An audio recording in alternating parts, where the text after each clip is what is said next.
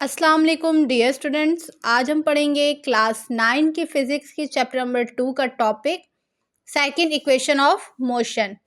इससे पहले हमने प्रीवियस वीडियो में फर्स्ट इक्वेशन की थी। आज हम करेंगे सेकंड इक्वेशन ऑफ मोशन।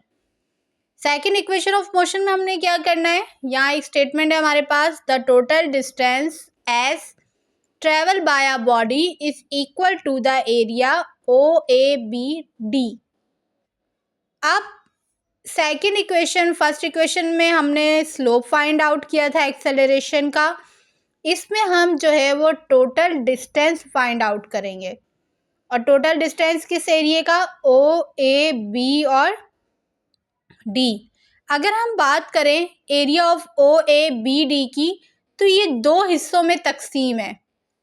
एक तो ये रेक्टेंगल की फॉर्म में जो कि हमारे पास OACD, दूसरा है ये ट्रायंगल की फॉर्म में AB और C।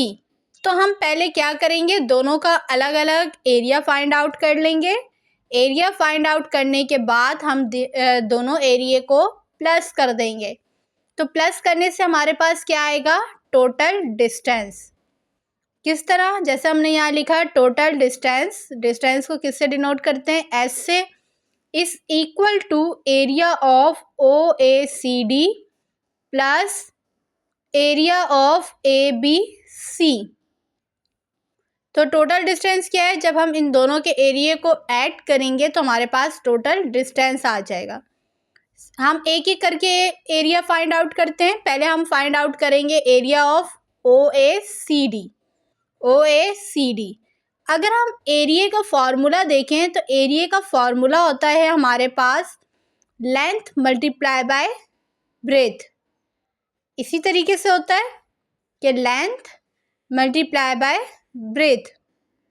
तो हमने यहाँ पे लिखा area of OACD is equal to length क्या है? OA मल्टीप्लाई बाय ब्रेथ क्या है? OD।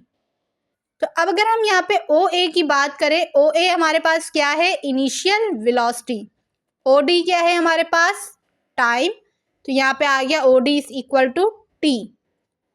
इन दोनों की जगह हम वैल्यू पुट कर देंगे VI मल्टीप्लाई बाय T। हम इसको ऐसे भी करके लिख सकते हैं VIT। तो ये आ गया हमारे पास एरिया ऑफ OACD। अब हम फाइंड आउट करते हैं एरिया ऑफ ABC। तो हमने लिखा एरिया ऑफ ABC का फॉर्मूला होता है half length multiply by breath. तो हाफ लिखा, लेंथ यहाँ पर हमारे पास क्या है? BC और ब्रेथ क्या है? AC। तो आप बेशक चाहे आगे पीछे भी करके लिख सकते हैं, इससे कोई इशू नहीं है क्योंकि दोनों आपस में वैसे भी मल्टीप्लाई होंगे। तो AC मल्टीप्लाई बाय BC। अब अगर हम बात करें, हमें पता है कि AC जो है वो इक्वल होता है OD के। अगर आपने फर्स्ट इक्वेशन देखी होगी तो वहाँ पर आपको ये चीज़ समझ में आ गई होगी, क्योंकि ये दोनों लाइंस एक दूसरे के क्या हैं? पैरेलल है, सेम है। तो AC जो है वो बराबर हो जाएगा OD के, और OD जो है वो बराबर है किसके? टाइम के। तो हम यहाँ पे लिख सकते हैं कि OD जो है वो बराबर है टाइम के। अब मैंने यहाँ पे लिख दिया AC is equal to OD और OD टाइम है। अब हम बात करें तो हमने फर्स्ट इक्वेशन में किया था कि हमारे पास स्लोप ऑफ AB जो है वो बराबर होता है परपेंडिकुलर अपॉन बेस के। परपेंडिकुलर क्या है? BC और बेस क्या है? AC। तो AC हमारे पास यहाँ पर क्या है? क्योंकि AC OD के बराबर है और OD क्या है? T। तो हमने यहाँ पे लिख दिया T। अब ये T यहाँ पे डिवाइड हो रहा है, A के साथ जाके क्या हो जाएगा? मल्टीप्लाई। तो BC जो है वो बराबर आ जाएगा किसके? AT के। तो AC की जगह हम क्या पुट करेंगे? T, और BC की जगह क्या पुट करेंगे? AT। तो हमने यहाँ पे लिखा area of ABC is equal to half T multiply by AT। अब ये T जब इससे मल्टीप्लाई होगा तो ये क्या हो जाएगा? Half AT square. तो ये आ गया हमारे पास एरिया ऑफ ABC। अब हमारे पास दोनों एरिया आ गए। अब इन दोनों को जो है हम अपनी इस फॉर्मूले में पुट कर देते हैं। तो हमने लिखा total distance S is equal to area of OACD plus area of ABC।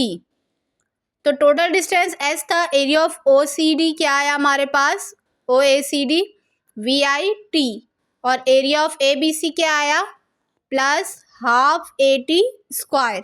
तो वैल्यूज पुट करते हैं।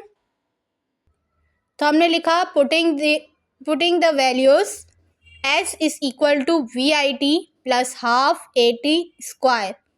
तो ये थी हमारी सेकेंड इक्वेशन ऑफ मोशन। तो ये बोर्ड के लिहाज से भी मोस्ट इम्पॉर्टेंट है, तो आप इन इक्वेशंस की बहुत अच्छे से प्रैक्टिस कीजिएगा। तो आई होप आपको मेरी वीडियो बहुत अच्छी लगी होगी। अगर आपको मेरी वीडियो अच्छी लगी प्लीज़ मेरी वीडियो को लाइक, शेयर एंड सब्सक्राइब ज़रूर करिएगा। Thank you. अल्लाह हाफिज़।